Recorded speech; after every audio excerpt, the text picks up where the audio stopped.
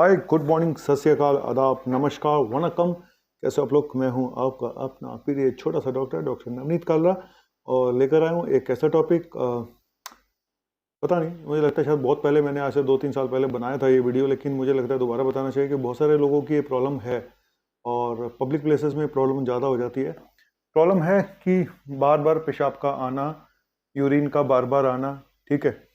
और कितनी बार नॉर्मली हम जाते हैं और कब डॉक्टर के पास जाना चाहिए, कब ये खतरनाक हो सकता है, और ज़्यादातर समय ये कोई बहुत बड़ी प्रॉब्लम नहीं होती, ये भी आपको बताना चाहता हूँ। नॉर्मली एक इंसान, अगर आप बताऊं तो 6 से 8 बार वो यूरिन करने जाता है, और ये इस पर भी डिपेंड करता है कि आप पानी कितना पीते हैं।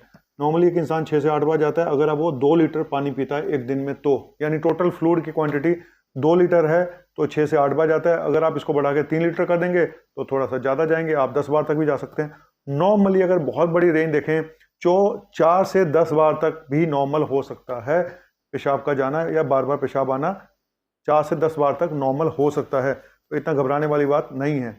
और सब कुछ डिपेंड करता है, बहुत सारी बातों पे डिपेंड करता है आपका यूरिन का जाना। और एक तो इस पे डिपेंड करता है कि आप पानी या फ्लूइड कितना लेते हैं, कौन सा लेते हैं, कब लेते हैं, इन सब पे डिपेंड भी करेगा। आपकी एज पे भी डिपेंड करता है, आपकी आप मेल है फीमेल है, आपका उस समय हार्मोनल प्रॉब्लम तो नहीं हो रही है, मीनोपॉज तो नहीं चल रहा है, प्रेगनेंसी तो नहीं है, इस पे भी डिपेंड करेगा। आप कोई मेडिसिन तो नहीं ले रहे हैं, इस पर डिपेंड करेगा। कोई क्रॉनिक मेडिकल इलनेस तो नहीं है, आपको शुगर, पेशाब में कोई इन्फेक्शन, उस पर भी डिपेंड करेगा।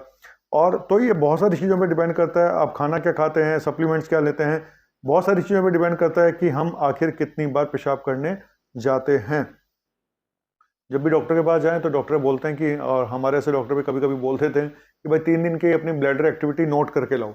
आप 3 दिन का पूरा रिकॉर्ड रखो कि आपने कितना पेशाब आया, कितनी बार गए, और कितना टोटल यूरिन आउटपुट कितना हुआ, ये भी नोट करके रखो। तो नापो भी, और कितनी बार जा रहे हो, क्योंकि ये भी देखा गया है कई बार किडनी की प्रॉब्लम में स्टार्टिंग में बार बार पेशाब भी आता है, फ्रीक्वेंसी बढ़ जाती है। अगर किडनी फेल हो रही हो तो बाद में उल्टा हो जाता है। तो शुरू में इंक्रीज फ्रीक्वेंसी देखी गई है किडनी पेशेंट्स में, लेकिन और इस बात पे भी डिपेंड करता है कि आपका ब्लैडर कहीं ओवर एक्टिव ब्लैडर तो नहीं है, बहुत ज़्यादा सेंसिटिव तो नहीं है, पेशाब नहीं है तो भी आपको बार बार जाना पड़ रहा है, जाते हो तो आता नहीं है।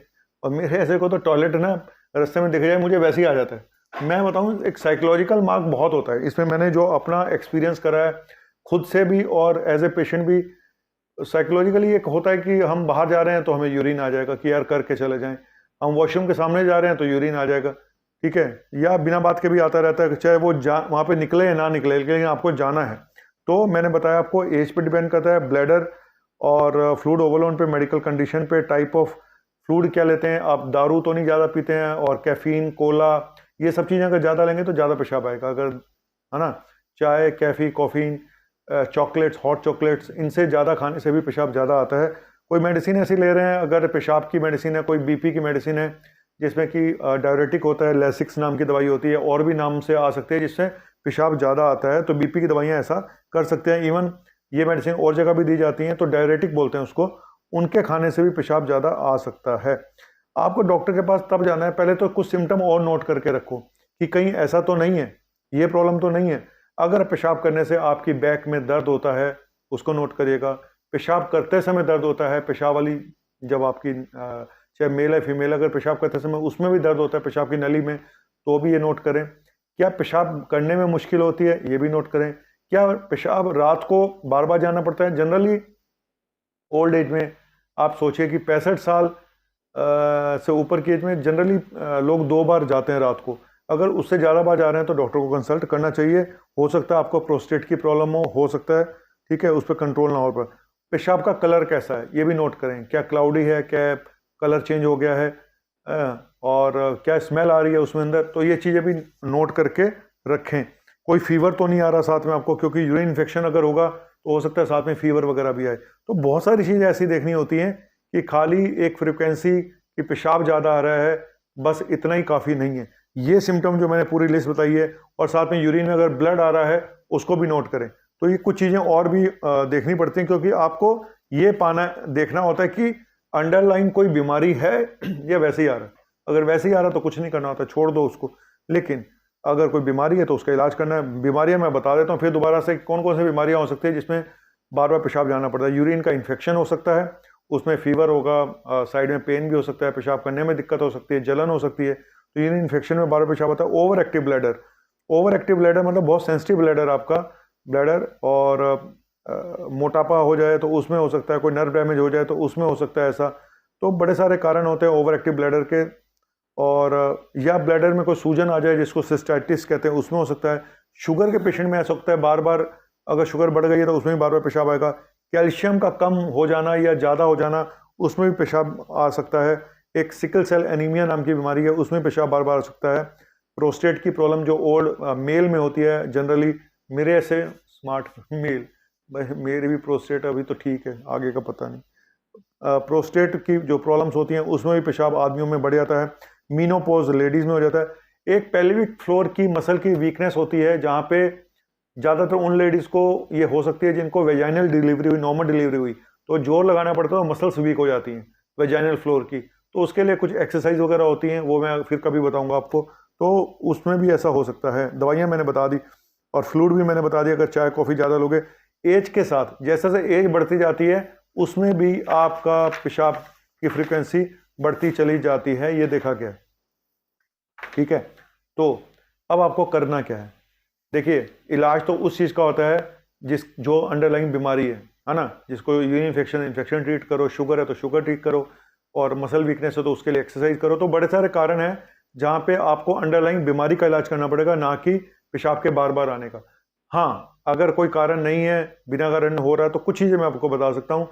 अगर सेक्सुअल इंटरकोर्स के पहले और बाद में आप यूरिन जरूर पास करें। कई लोगों को देखा है सिस्टाइटिस हो जाती है और इंटरकोर्स करने के बाद बार बार पेशाब आता है, तो पहले और बाद में जरूर यूरिन पास करें।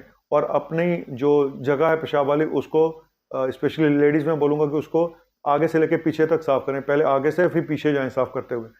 और प्रोबायोटिक आप ले सकते हैं। प्रोबायोटिक एक तरह के बैक्टीरिया होते हैं जो गुड बैक्टीरिया होते हैं, उनको ले सकते हैं। जेनाइटल और यूरिनरी हेल्थ के लिए प्रोबायोटिक काफ़ी अच्छे हैं।